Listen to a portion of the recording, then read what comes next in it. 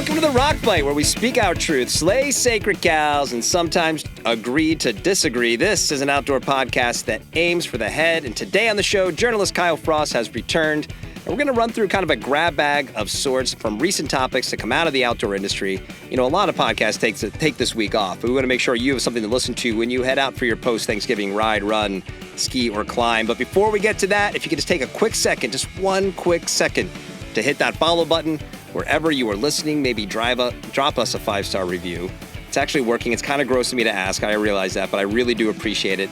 And we here at the Rock Fight would be so thankful to receive that gift from you. But anyway, Kyle, welcome back to the show, man. Yeah, good to be back. You got any Thanksgiving plans? Are you going to go look for the Solo Stow float on Macy's Thanksgiving Day Parade? Did you hear they're having a float? I wonder if Snoop Dogg's going to be on it. I mean, I hope so. That's the best outdoor ad I have seen in a long time.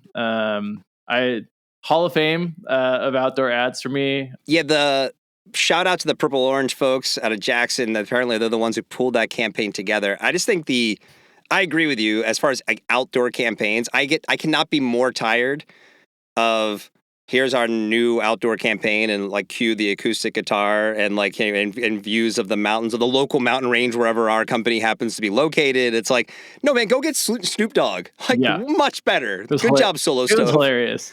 I mean, I think I saw like the teaser where he just said he was quitting smoke, and I was like, holy shit. Like, well, of course I'm going to watch this. This is just like news. And then it's for fucking Solo. So.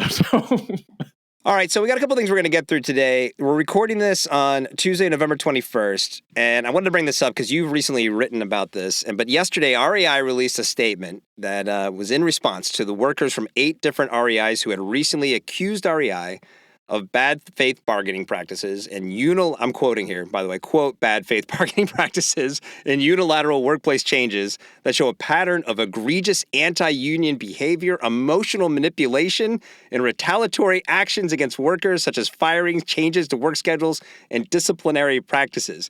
I mean, it's pretty heavy. I mean, I know there's a lot going on with layoffs and labor issues at REI. Again, you recently covered this for your newsletter. What can you tell us about what's actually happening at one of our most famous retailers?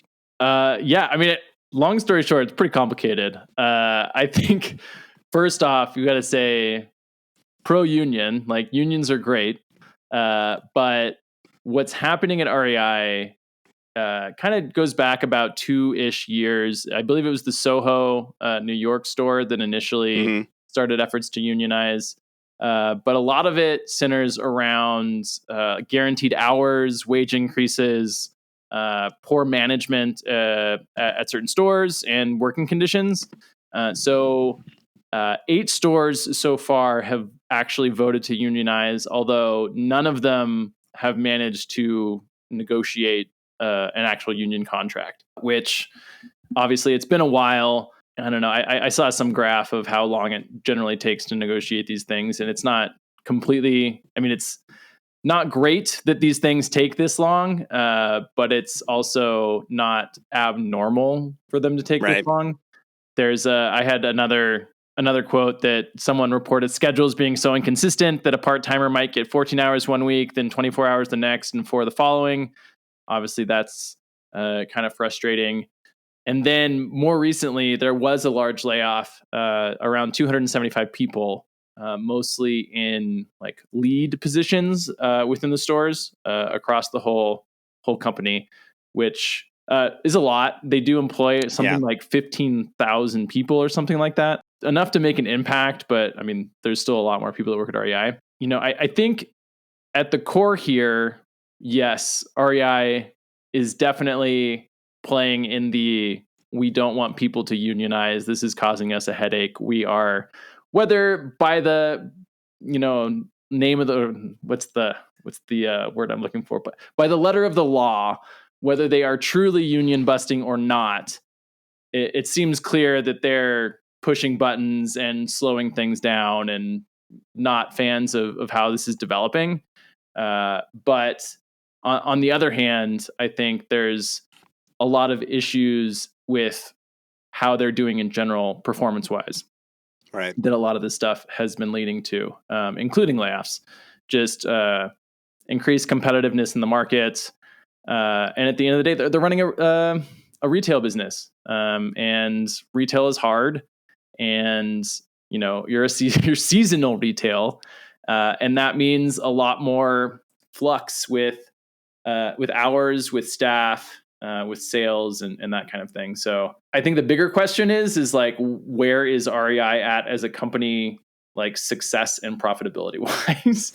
No, that's a really important thing I think to say. Like, look, I'm pro union as well. I think like this has been 2023 so far has been seemingly the year of the union between what's happened in Hollywood and in Detroit.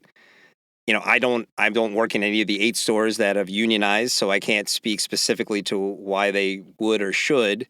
I say my background in working at companies and brands is that this is just the result of a capitalist system. Sometimes you have if profits aren't there and you're losing money, which it seems like every other day there's another headline coming out of the outdoor industry about brands or companies that are losing money, and guess what usually follows? Like, well, we can't pay people. Like we do layoffs. That's kind of what happens. However, I find it really hard to root for REI, and I don't really know. I don't know if this is related or if this is just me getting on my soapbox. I've never been a fan. I don't really know why. If it's just That's kind of surprising. I feel like everyone has been a fan at some point, or like they attribute a lot of there's a lot of people that attributes a lot of their early experiences with the outdoors, with going to REI, talking to a staff member, a very educated staff member, and learning about what tent they need or what sleeping bag they need for various activities and that kind of thing. And a lot of people, when you're asked them about this, that's how they talk about how REI used to be. And a lot of people are like, oh, like last time I went in, they were just like not as educated anymore, and it's like college kids, or I'm not getting the same level of experience that I'm used to. But I mean, those same people are also shopping online, and this is the reason why you're getting lower paid staff members or more seasonal staff, is because they're trying to make margins and cut things where they can. Right. Yeah, no, I'm definitely not being fair. I'm going to fully cop to that. I am not being fair when I say what I say about REI. I think that what you just described has been my experience as well. Although I was a tech rep early in my career in the Northeast, where we had Eastern Mountain Sports, and Eastern Mountain Sports was always just it was a chain, but every store felt like a specialty dealer. Like it really, you went in and it was like, oh, where are you going? I'm going to this mountain. Oh, have you hiked to this trail? I know about it. Here's what I took on my last trip. And the REI experience was more like, hey, that base layer is great. I wore it riding around on my motorcycle last weekend, and it just felt a little less kind of core. And I know the core thing is definitely over. That's old Gen X crusty guy over here. I understand that. But it feels like that's proliferated. But I also can't not be sympathetic because, yeah, you're exactly right. The things have changed. People are shopping in different ways. It's, we're coming out of an era of, inventory issues and people, having all sorts of choices about where to buy stuff, and brands and retailers saddled with too much stuff.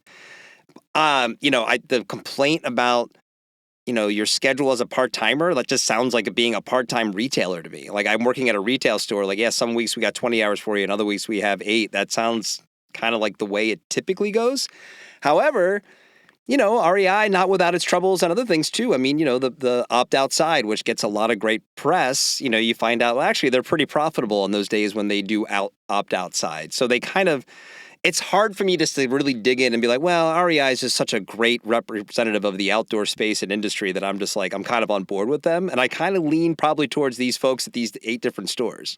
Yeah. And I think that that's going to continue to be a problem with them, because there's going to be, my assumption is there's going to be a little bit of a snowball effect here, because they have such a progressive reputation that they've built a lot of goodwill on over the years, that as the cracks, like, I don't think that they're any less progressive. I think that they're, because these cracks are starting to show with that kind of stuff, with like, oh, people are going to see a headline about REI union busting, and like, oh, they're not as like progressive as they say they are or as they want to be. But if you, like, people are like, oh, we're going to boycott REI, I'm like, that's just going to continue the problem. Yeah, right. Like, you That's a stop good point. shopping at REI, like Yeah. they're going to be less profitable than they were last year, which they lost, I think, $92 million last year. No, and you're right. And if I couldn't go to a specialty retailer, I would definitely go at REI. If I had to get a job tomorrow at a retailer and said go work at REI, I'd be like, all right, I'll go work at REI. I'd rather work there than Dick's. Yeah. Like it's a weird thing. It's an interesting position. I don't know if they've just been around for so long that they've sort of bridged that gap from what they were essentially kind of the industry and the community at one point, right? Because they were a co-op. Yeah, they were a co-op, and they were really. I mean, I grew up in Southern California, and they were like almost the only option. Like there was just nothing else. Hey, man, A16. Yeah, there was A16, although A16 died like pretty early. Like, that didn't last too long.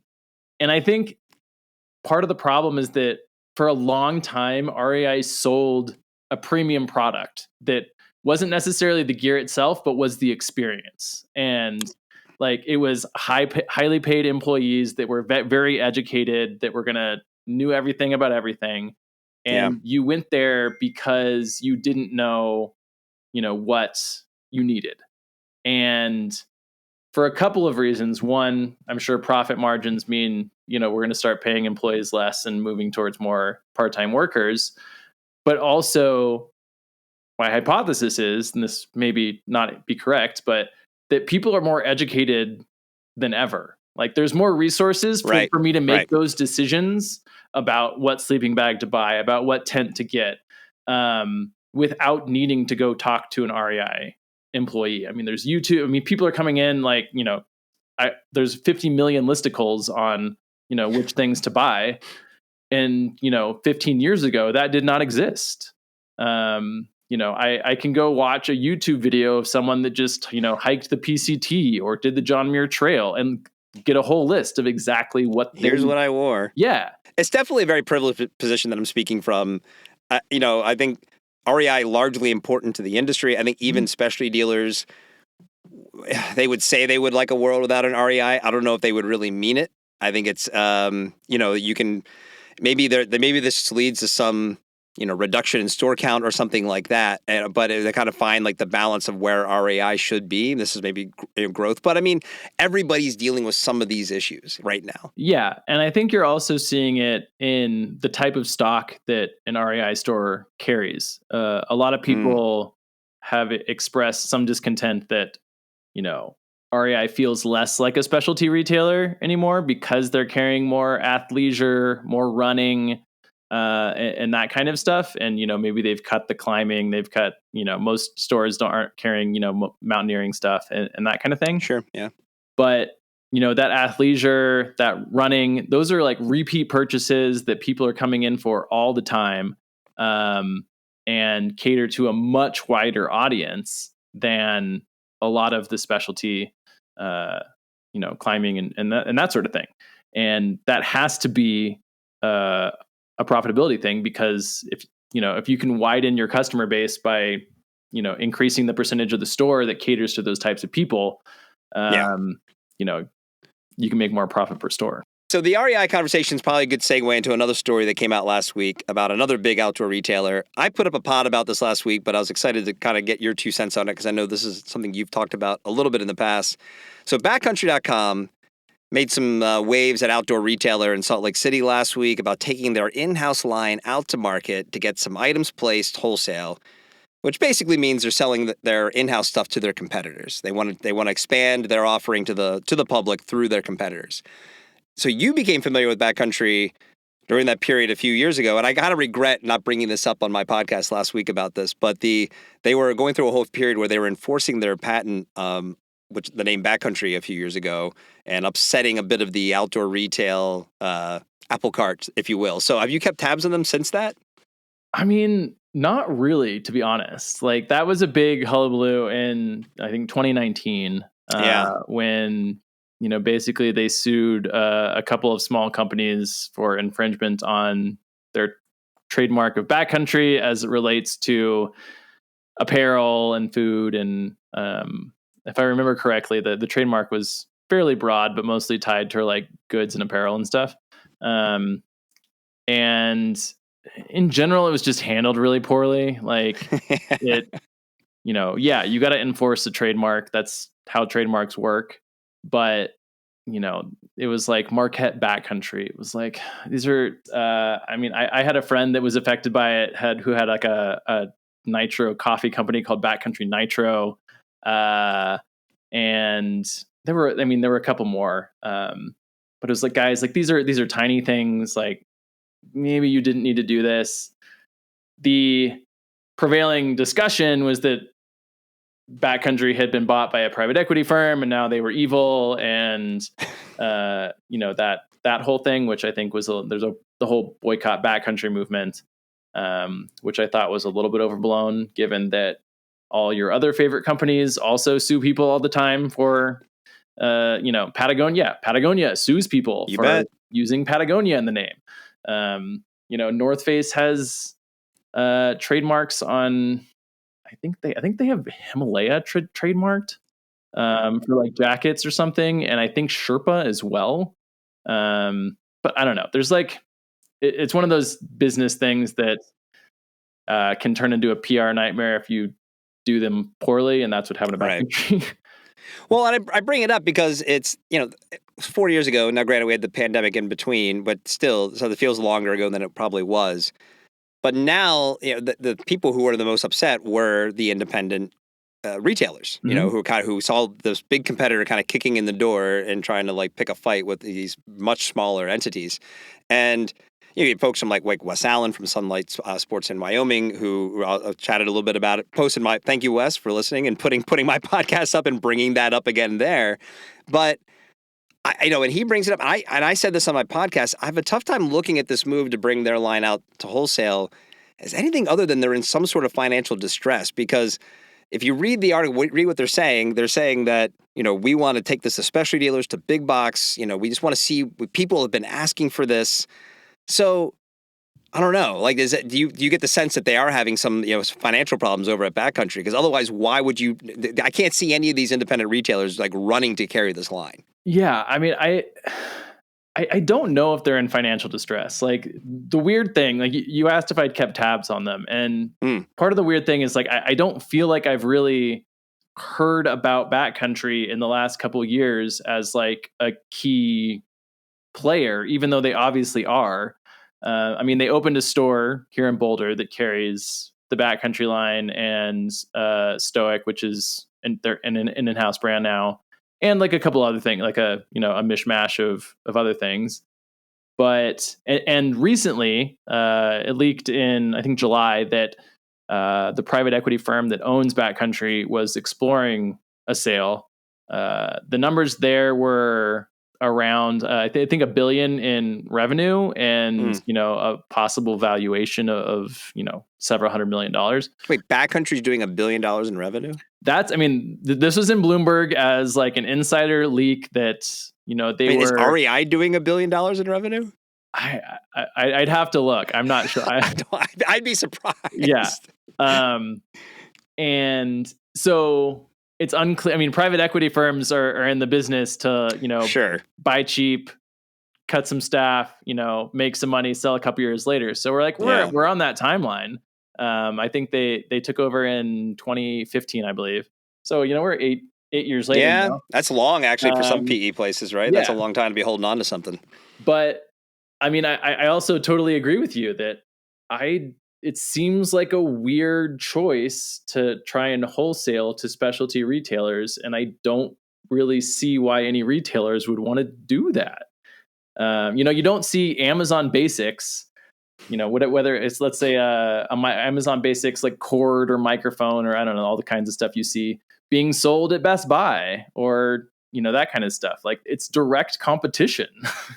Like they have the right to do that, just like REI has the right to, have their own brand. But REI is not selling their brand to, Sunlight Sports. Like, yeah, I said on the episode last week, I feel like I get it if let's say, to your point, like, if they're not going to I said this also in the episode, they're not going to publicly be like, well, guys, we're really needing we need a bump in cash. So this is what we're doing. But it does feel to me like, if you're going to do this, number one, go to a big box chain. Why wouldn't go right to like a Bass Pro, Cabela's, Sports Sure, Chalet, Walmart, whatever? Like just somebody who's like, yeah, all right, we'll carry Backcountry. We don't care. Yeah. To say you're going to go after specialty, which they did at OR last week. The OR Daily had an article that said that they wanted specialty retailers to carry it. And that's, I think, where Wes was quoted. And then but then the reason they say that specialty retailers should consider it, again, only 40 years after you kind of had a bit of a PR kerfuffle with these folks, is to say that it's because of the heritage and the innovation of our products and brand. And I'm like, okay, first of all, the folks who run these stores know about innovation and heritage better than you ever could. Secondly, it's like you're full of shit because the innovation there hasn't been new material innovation in years. You're using all the same stuff as everybody else, and that's fine. And everybody does that. Every brand says we have innovation. I understand that.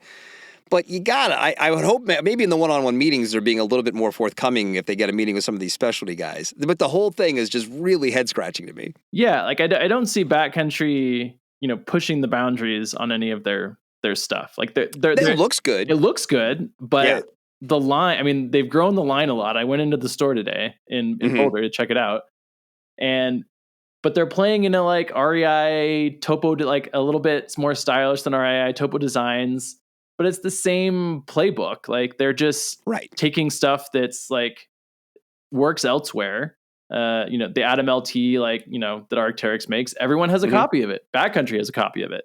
Yep. And, they've got flannels and all types of jacket weights and that kind of stuff. And they have the kind of casual mountain outdoor aesthetic, but, are they pushing the boundaries of technology on anything? Like, no. Like if I really want to get anything that's even remotely considering pushing the boundaries, I'm going to go to Rab or Patagonia or something like that might be using crazy like recycled materials or something. I don't know. Like I'm not going to go to Backcountry.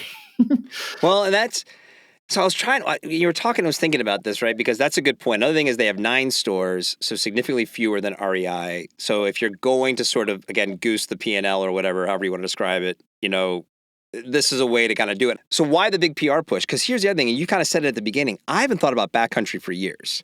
Like from like 2005 range to like mid 2015, like Backcountry was kind of like the shit. Like everybody wanted a goat sticker on their car. It was so much cooler to buy from Backcountry than it was REI. It was cooler to get a Stoic piece than it was an REI piece. Like it was just that there was a cool element there.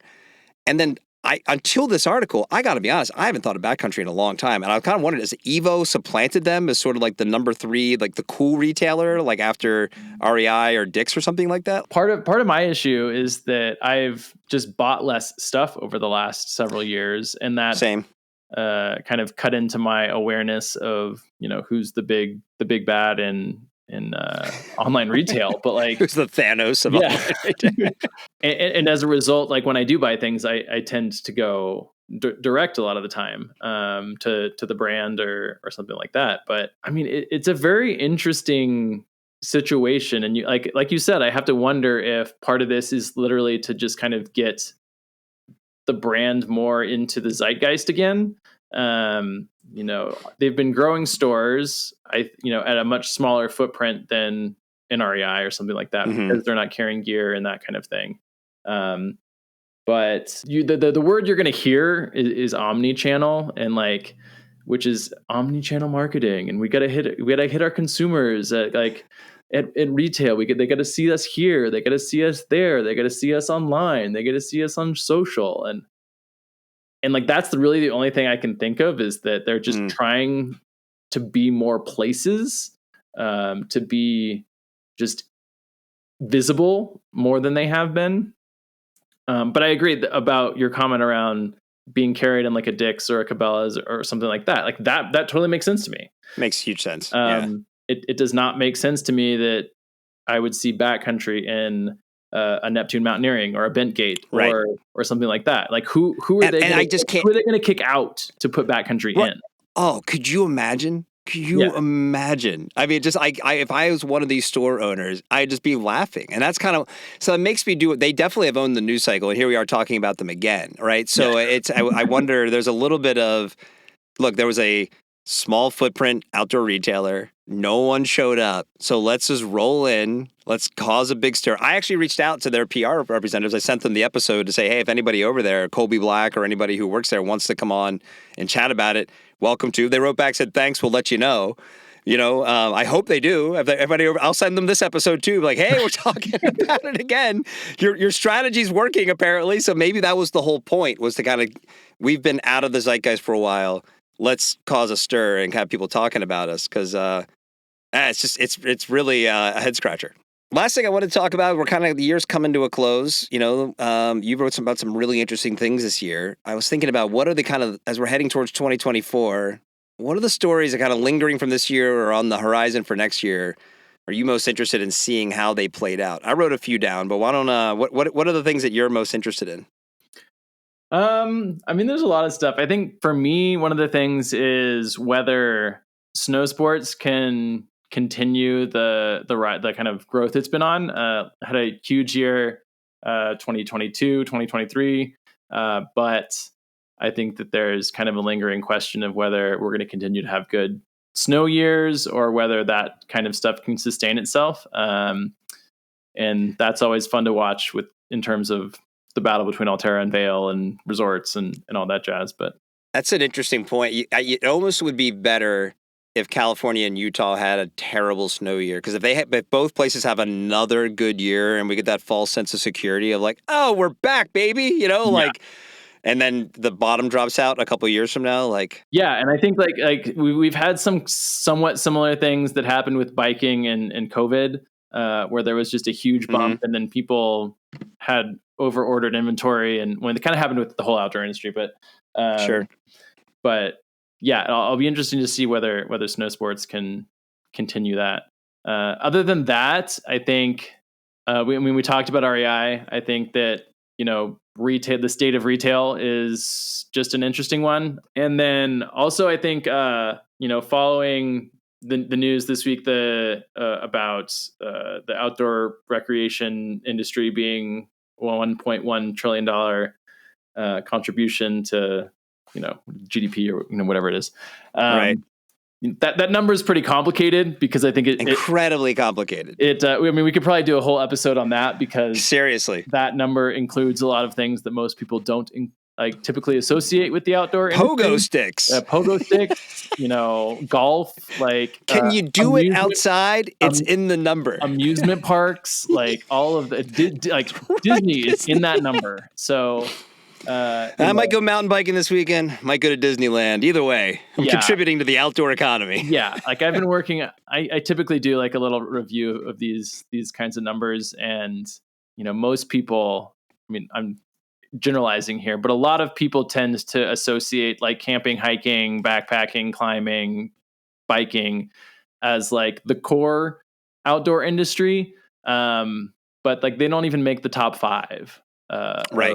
It's RVing, ATVing, boats, hunting, fishing, equestrian is higher than camping and all of that. Camping, hiking, climbing is all one thing, and it's still 6th or 7th in the activity list. That said, though, that's the first time I think that's crossed $1 trillion. First time it's crossed $1 trillion. Yeah. It's still incredible. Yeah. The industry is massive, and I guess to finish my thought was the growth of outdoor recreation offices, and whether more states adopt that, and whether we need one at a federal level.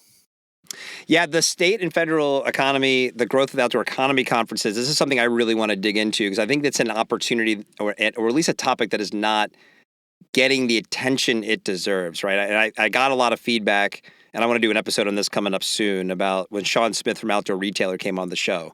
And definitely a few, especially retailers who I know, or some I didn't, who reached out with concerns about the show. I have some agency sales reps who I used to work with who reached out. And, I think largely I like what Sean had to say. I still think that everyone's kind of everyone's still very much in their own silos about like what a national trade show is and how it's important to get everybody together to talk about, the economic impact, that number would be what a topic to talk about, with everybody in a room.